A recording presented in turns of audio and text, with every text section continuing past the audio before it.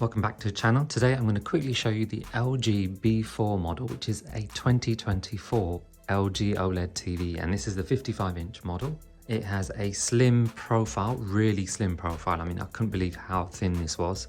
It's got 4 HDMI slots at 120 Hertz, which is just absolutely amazing.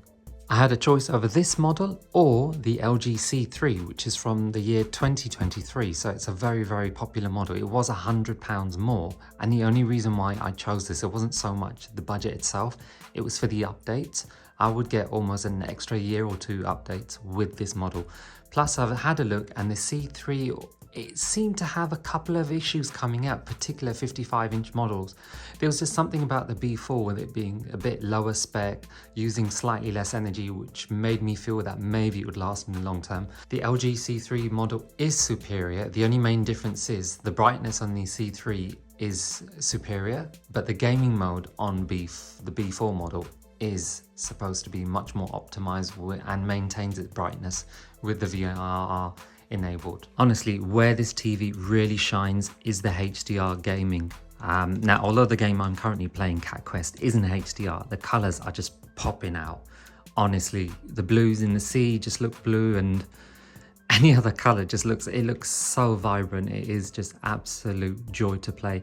I had a Sony Bravia 55-inch TV, which was about 4 years old, and the HDR on that was naff. The colors were okay.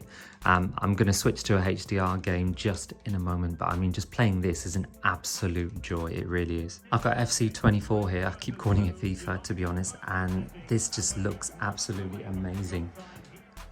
I have actually got the sound on for this one because there's no music during the match. I didn't want to be copyright for anything during Cat Quest.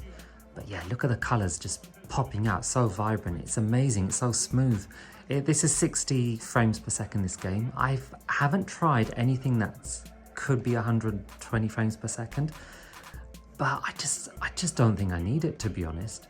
I'm not a competitive gamer. I've tried 90 frames per second on the Steam Deck. I mean, between 90 and 60 is not a big difference. I mean, optimization can go a long way. I remember back on the PS4, you had your Uncharted, Horizon Dawn. I mean, they were at 30 initially, and they were very well optimized, 30 frames per second. And that can make the difference, is how optimized it is. If you've got something at 60 and it jumps down to 58, 59, 57 and keeps going back to 60, that can be a more jarring experience than something that's a solid 40 or 30. And it makes a difference. Oh gosh.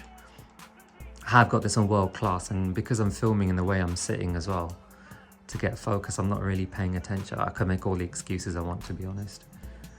But yeah, honestly, the HDR is enabled in this, and it looks very good. Not a lot of places where FC can really demonstrate superior HDR. So I'm going to load up a game that you can see it in. So we have Star Wars Jedi Fallen Order, which honestly, as a sequel, it wasn't too bad, but technically the game looks absolutely amazing, and the HDR in the game is just phenomenal. Considering that this is an entry-level OLED, I can only imagine what the full-spec OLEDs are like. Honestly, it's just been an absolute joy to play. And it's running in a full 60 frames per second here, and it just makes the gameplay really smooth. And, you know, Desert Planet like this is just absolutely just pops out the colors. Just such a joy to play, honestly. And having come from a regular LCD where the colors look washed out, particularly for a HDR game, this has been a joy to play. I was normally playing on my PlayStation Portal for a little bit, and even remote play on the iPad, because they look better than my TV, but now that balance has shifted now. I just want to stay on the TV and just play there. So excuse my performance a little bit if I'm not good. So obviously I've got the camera set up. Okay, I'm just going to run away now. If you are wondering what settings I've left it on for HDR, I've got the OLED brightness to 90 there. HDR picture, I've just put to standard. I've taken it off game mode. I don't like it looking washed out, to be honest. I'd rather have the colors. I don't mind a slight bit of delay for single player games. You're not going to notice, even for FC24, I don't really notice. When, you know, anyone else is watching TV, for example, just regular channels, there is an option to put down autosave, and it does that according to the HDMI. So for the PS5's HDMI, I have it quite optimized, looking quite sharp, obviously. When it's on regular TV, I put it down. And to be honest, regular TV just looks really regular on this, to be honest. A few colors popping out here and there. It's the HDR gaming. And onto the next one, it's where movies, so things like your Apple TV, your 4K Blu-rays, the HDR really pops in on it and the detail is absolutely crisp. Obviously, I don't want to show you any film footage in case I get copyrighted, but the Apple TV has been a joy to use. But I'd say by far the best on this is the gaming aspect. So yeah, let me know what you think in the comments below. Is this a TV you've been considering? Everyone does go for the C models. The B models are kind of ignored. You get a few people here and there purchasing them, but I'm very happy with this purchase. It should provide me with a few updates for a good few years, and it was a bit lower, it was a bit cheaper.